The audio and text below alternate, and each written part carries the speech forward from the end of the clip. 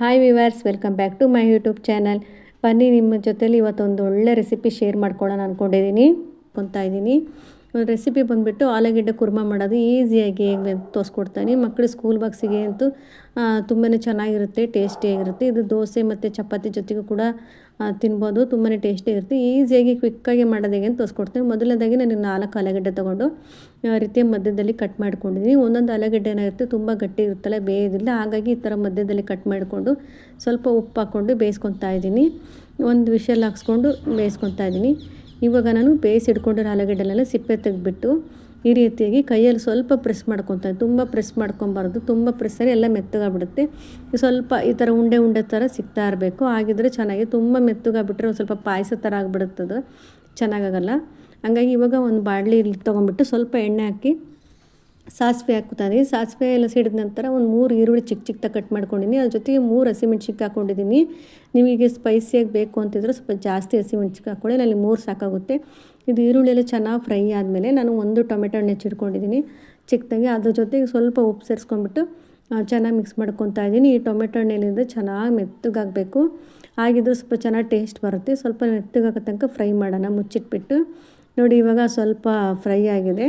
ಇವಾಗ ನಾನು ಪಲಾವ್ ಎಲೆ ಅಂತ ಹೇಳ್ತೀವಲ್ಲ, ಅದನ್ನ ಒಂಚೂರು ಸೇರಿಸ್ಕೊತಾ ಇದ್ದೀನಿ. ಇದು ಚೆನ್ನಾಗಿ ಫ್ಲೇವರ್ ಕೊಡುತ್ತೆ, ಹಾಗೆ ಸ್ಮೆಲ್ಲು ಕೂಡ ತುಂಬ ಸೂಪರಾಗಿರುತ್ತೆ. ಇವಾಗ ಅರ್ಧ ಸ್ಪೂನಷ್ಟು ಗರಂ ಮಸಾಲ, ಅರ್ಧ ಸ್ಪೂನು ಧನಿಯಾ ಪೌಡರು, ಸ್ವಲ್ಪ ಕಸೂರಿ ಮೇಥಿ, ಒಂದು ಅರ್ಧ ಸ್ಪೂನಷ್ಟು ಅರಿಶಿನ ಪುಡಿ, ಒಂದು ಅರ್ಧ ಸ್ಪೂನಷ್ಟು ಪಾವ್ ಭಾಜಿ ಮಸಾಲೆ ಇದೆಲ್ಲ ಅದನ್ನು ಹಾಕ್ಕೊಂಡಿದ್ದೀನಿ. ನೀವು ಪಾವ್ ಭಾಜಿ ಮಸಾಲೆ ಹಾಕಬೇಕು ಅಂತೇನಿಲ್ಲ, ಬರೀ ಗರಂ ಮಸಾಲೆ ಹಾಕ್ಕೊಂಡ್ರೆ ಸಾಕು, ತುಂಬ ಚೆನ್ನಾಗಿರುತ್ತೆ.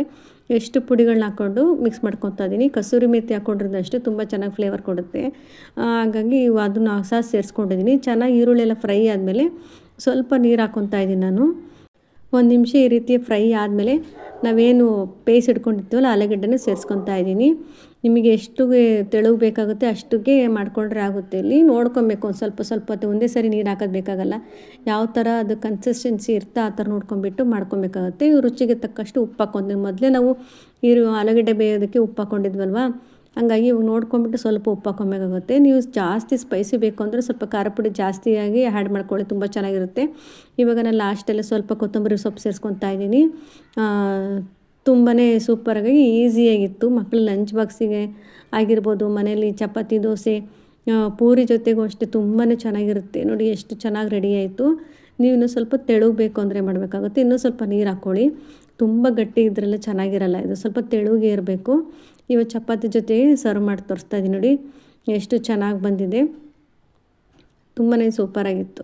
ಈ ರೀತಿ ಒಂದು ಸಾರಿ ಟ್ರೈ ಮಾಡಿ, ಹಾಗೆ ಹೇಗೆ ಬಂದಿತ್ತು ಅಂತೇಳಿ. ಹಾಗೆ ಈ ವಿಡಿಯೋ ಇಷ್ಟ ಇದ್ದರೆ ಲೈಕ್ ಮಾಡಿ, ಹಾಗೆ ಫ್ರೆಂಡ್ಸ್ ಆ್ಯಂಡ್ ಫ್ಯಾಮಿಲಿ ಜೊತೆಗೆ ಶೇರ್ ಮಾಡಿ. Thank you for watching. Thank you.